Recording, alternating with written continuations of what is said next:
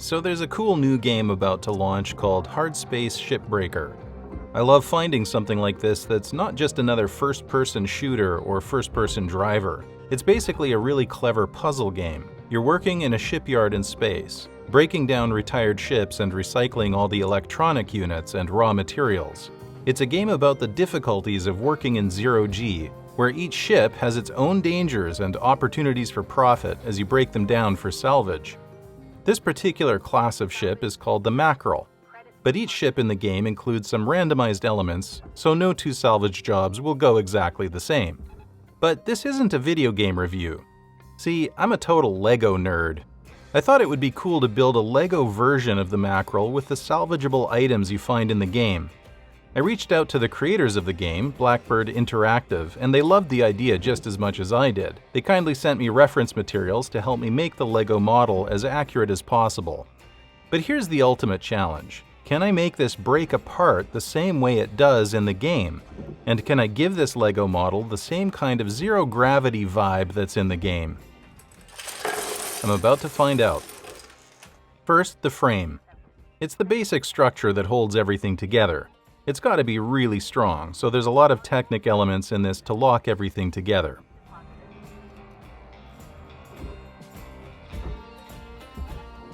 The walls have to support some of the details you'll see in-game, like these thruster fuel canisters. Salvage secured. Account credit applied.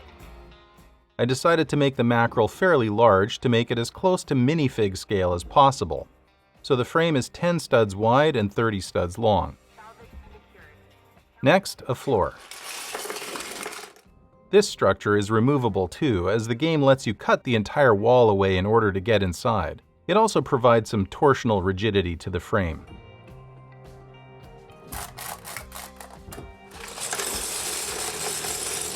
Now, I gotta have a really beefy stand that can keep things upright even when the model is radically unbalanced later on, when displaying the dismantled zero-gravity version.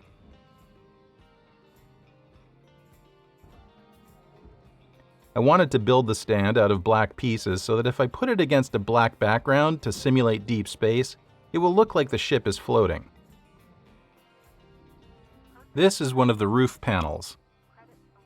Under this back roof panel is a Class 1 reactor. At this scale, I just needed to keep it from being a simple square, so players would be able to recognize this in-game item. The ships in the game can only have one reactor, but they can spawn in different places, so I'll put another one here just to show another option.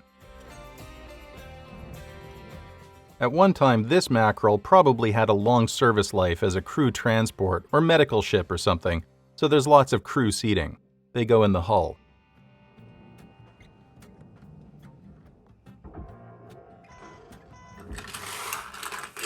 I still need to make 2 more roof panels, or wall panels if you believe that the enemy gate is down.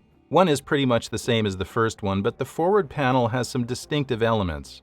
As I said, with the randomly generated details in the game, I don't know if you'll ever see a Mackerel with this exact color scheme. Now for some of the exterior hull pieces. These rear pieces hold the fuel tanks. In the game, you'll have to drain these tanks before you recycle them so they don't explode on you. Please revisit your training. I also put a gap in these panels to allow for the mounting of the external nacelles. Deposit accepted. Alright, now for some modular hull sections. I'm going to make 3 of these. I'm using dark gray and lighter gray to emulate the different metals. In the game, there are titanium, aluminum, and nanocarbon. You should recycle these materials differently, putting them either in the furnace or in the processor to get maximum profits.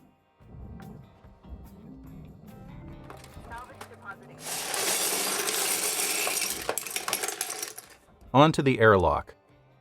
This is a cool piece. Again, I wanted to have something big enough to actually let a minifigure through. It's greatly simplified compared to the game, but it sort of has to be so the model has enough strength. But there are some details on this module, like an atmosphere regulator and a power junction box. You don't throw these in the furnace or the processor, you send these to the barge below you in the recycling dock.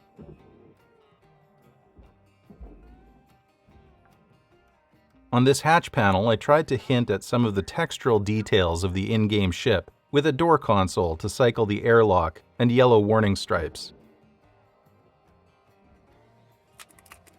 This will let a minifig through nicely. On the interior wall, there's no room for a door, unfortunately. For the engine mounts, I'm going to use Technic again so that I can create the correct angle of attachment for the nacelles. These are probably the thing that is least similar to what you'd find in the actual game, but I decided to build them this way for strength. The engine mounts pass through the holes in the rear wall panels and then clip right into the frame. I'm not going to build the nacelles yet because they're pretty big, and if I attach them now, I won't have good balance on the model. You don't want something falling over and breaking at this stage. Okay, there's this very distinct tapered shape to the tail cone with an octagonal cross-section. I'm going to have to get creative here to get the angles right. Caution, tether supplies are low. Salvage secured. Account credit applied. One thing that drives me crazy with some LEGO sets is that there's gaps all over the place.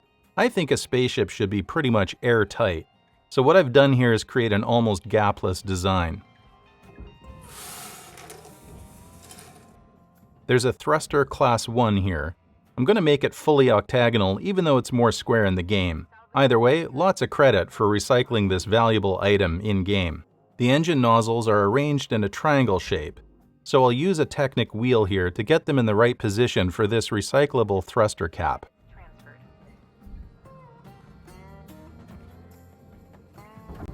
The Mackerel has a couple of antennas. It's a small detail, but I want to give the LEGO version the right silhouette. Some of the iterations of the Mackerel have external panels and lattices held away from the hull. This works well in steel. In LEGO, I had to try a few different versions of this to make it work.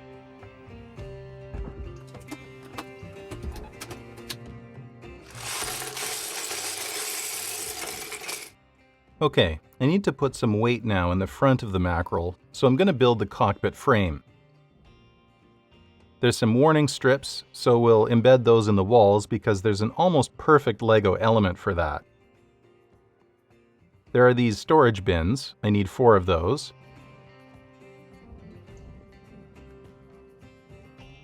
There's a power junction box that I can replicate and an atmosphere regulator.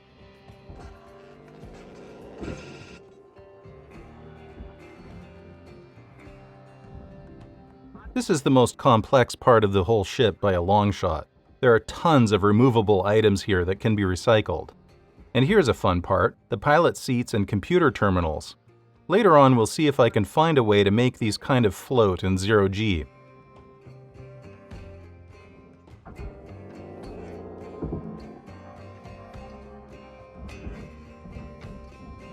The cockpit area also has recyclable coolant tanks, so we'll build those and attach them. Secured. Account credit applied.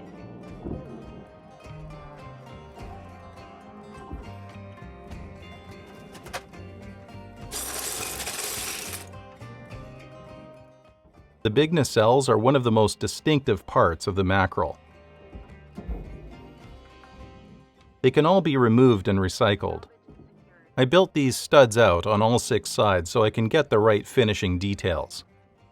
Like these turntable elements to replicate the circles you see on the nacelles in-game.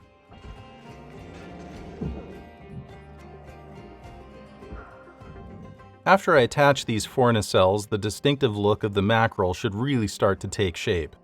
Now that there's some weight on the back, I can finish off the front of the ship. There are 4 quarter panels that continue the lines of the wall sections. We'll do those first because once I attach the other stuff, I won't have access to these areas. On some versions of the Mackerel, the sides of the cockpit have massive shells around them. This was the hardest part to get right. The shell is at a funky angle, so we'll use some Technic structure again. In the game, the insides of these shells are hollow, but I'm gonna have to take some creative license to make it work in LEGO. Here's how they attach to the cockpit with Technic pins. The final piece of the cockpit is the nose. The Mackerel has a very distinctive off-center window, and at this scale, the only size that looks right is 3 studs wide. There's no LEGO element like this, so I'm gonna sandwich a bunch of transparent tiles into the design to make it as close as possible.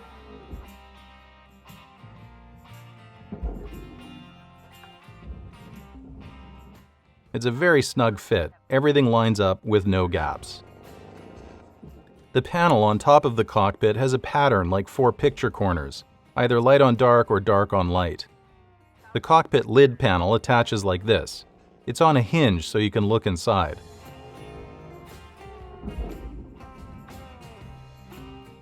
I don't know what to call these things, but they remind me of crash bars on the front of a police car. I'm going to use a classic space minifig and dress him up like the Shipbreaker. The Shipbreaker's suit is a little more orange than this, but it's the closest I could find right now. I'll give him the utility grapple item from the game so it looks like he's floating in space, pulling on the panels. Okay, so now I have the whole Mackerel as you would find it at the beginning of your assignment in Hardspace Shipbreaker. Now you gotta use your cutting torch and your handheld utility grapple to pull the thing apart. I want to give this model the feeling that it's just been cut to pieces, and those pieces are all floating around in space. I need to make a bunch of standoffs and some more stands to make this work. First, we'll do the back. We'll just keep this really simple, something sturdy enough to hold the weight, but slender enough to disappear when you kind of squint at it.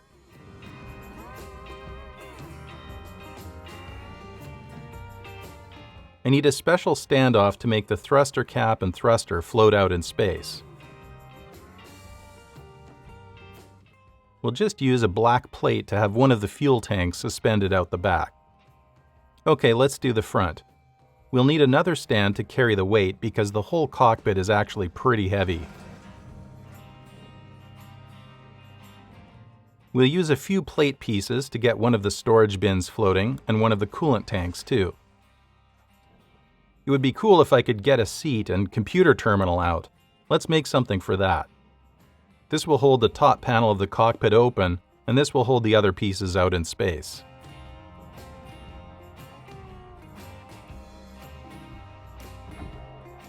I just need some really simple standoffs to hold the outside hull walls away from the frame of the ship.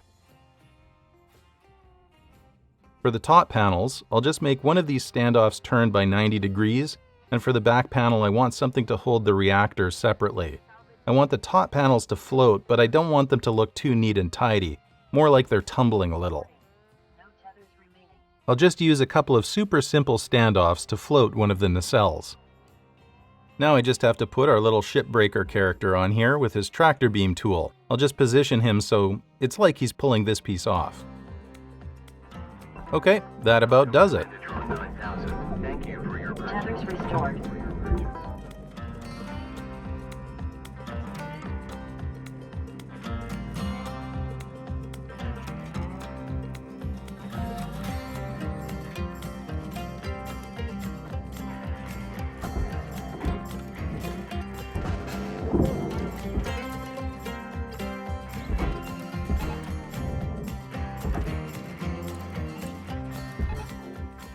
I'm incredibly happy with how this mock turned out. It makes a really unique display piece. Like and subscribe if you want to see more mock creations, and hit the link in the description to head over to LEGO Ideas to support this project if you think it would make a cool official LEGO model. If you're interested in building one of these yourself, check out the link in the description below for instructions.